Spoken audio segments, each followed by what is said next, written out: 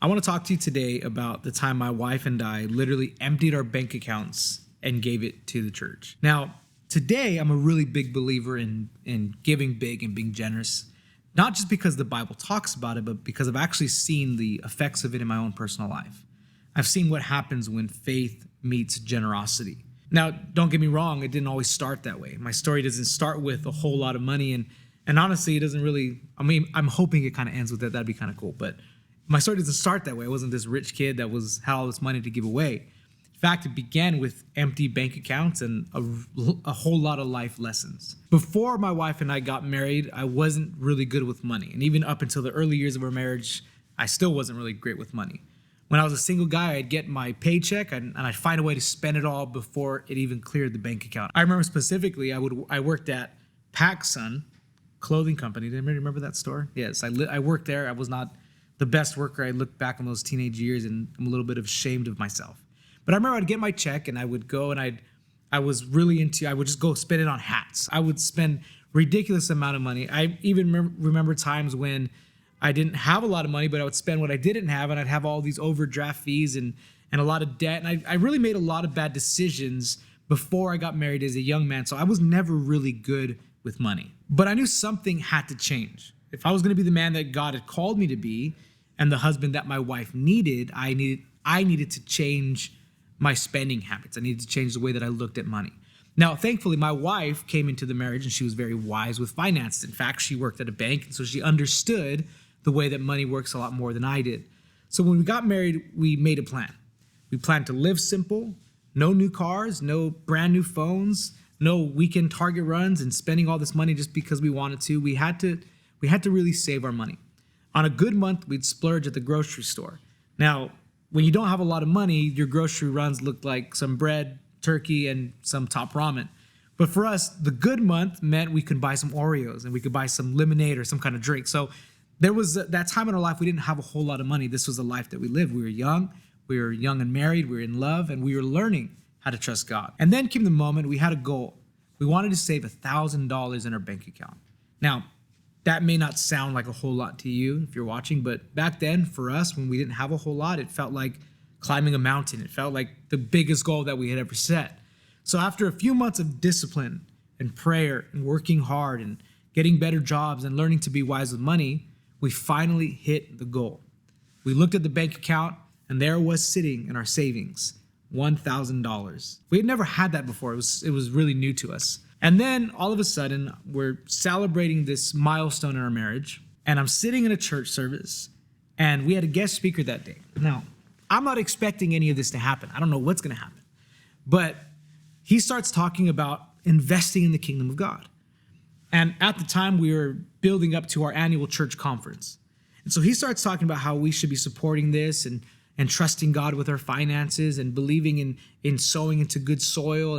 And it wasn't this, I know that some people watching could say the church just wants your money and all that. No, it wasn't this guy trying to manipulate people. He was encouraging us to be generous with our finances. So I remember I was sitting on the left side of the sanctuary in the front row, and I hear the Lord speak to me.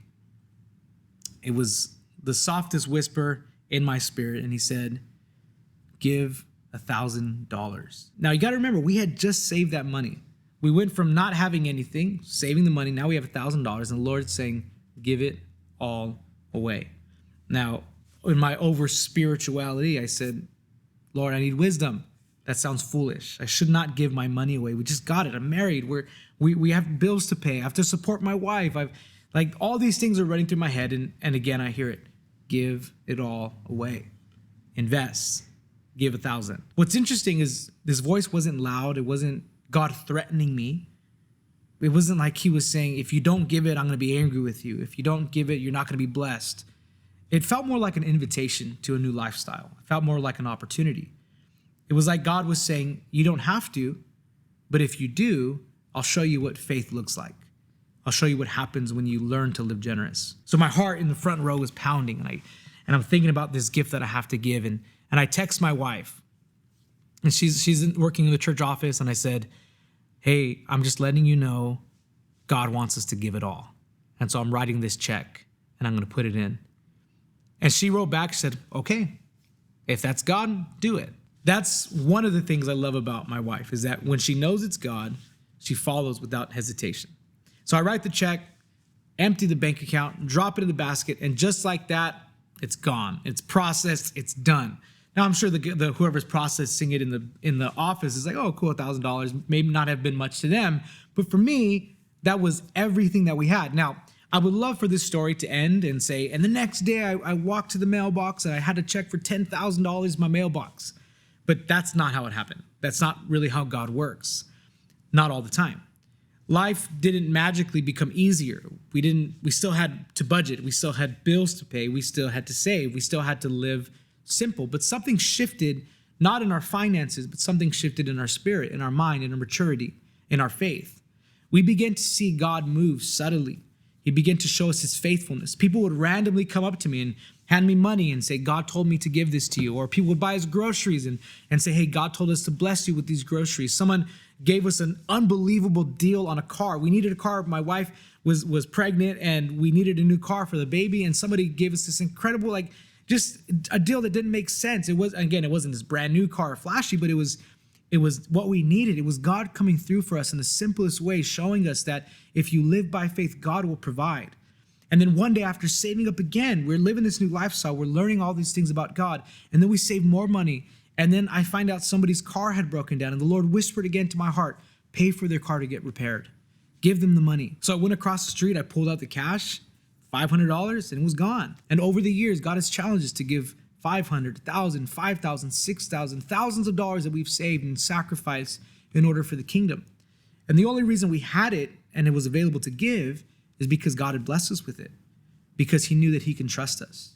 He knew that the money that would sit in our account, that would be in our hands, is not our money. It belongs to him, and we will respond with obedience. That first $1,000 that we gave changed our lives, changed our mindset, not just because of money, but because it opened a door to a lifestyle of radical trust. Now, I say this all the time. Today, I'm living in the favor of God. I've got a beautiful home. I've got a beautiful family. God has provided more than enough for us. And it's not just because I gave once, but it's because I decided on that day to live open-handed, to trust God with everything. I tell him all the time, Lord, if you want the house, take the house. If you want the money now, take it now. Because I've learned that it's better to live a life filled with faith and generosity than to rely on your own provision. I'd rather trust that God is going to bless me when I have nothing than trust in the finances that are in my bank account. So let me ask you this question. What is God asking of you right now? Because some people are waiting on God to give them more money, more favor, more opportunity. But what if God is waiting on you? What if God is waiting to see if he can trust you with a little that's in your hand before he gives you more? See, that day taught me something. It taught me something that I'll never forget. It taught me that money is just a tool. It's just a resource. But faith is the real treasure. Faith in God is the real provision. And when God speaks, I want to be the kind of person who doesn't hesitate, but who gives, not because I have a lot, but because I know who gave it to me in the first place. That decision on that day to empty my bank account changed my life forever. And when God speaks to you to make a major sacrifice, it might change your life too.